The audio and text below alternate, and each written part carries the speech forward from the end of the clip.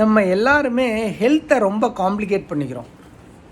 ஏன் அப்படின்னா, ஹெல்த்தை பற்றி எல்லாரும் நிறைய இதை பண்ணுங்கள், அதை பண்ணுங்கள், அப்படி பண்ணுங்கள், இப்படி பண்ணுங்கள் அப்படின்னு சொல்லிகிட்டே இருக்காங்க.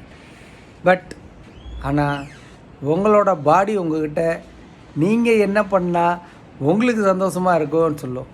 அதை நீங்கள் பண்ணுங்கள். இது ஒரு சிம்பிளான விஷயந்தான். உங்கள் பாடி நீங்கள் இப்போ தூங்கணும்னு சொல்லும், உங்கள் பாடி இப்போ நீங்கள் சாப்பிட்ணுன்னு சொல்லும், உங்கள் பாடி இப்போ நீங்கள் ஏதாவது ஒர்க் அவுட் பண்ணால் நல்லாயிருக்குன்னு சொல்லும், உங்கள் பாடி நீங்கள் இப்போ இதை செய்யணும் அப்படின்னு சொல்லும். ஸோ இதை அப்சர்வ் பண்ணி பாருங்கள், உங்களுக்கு அந்த விஷயம் புரியும்.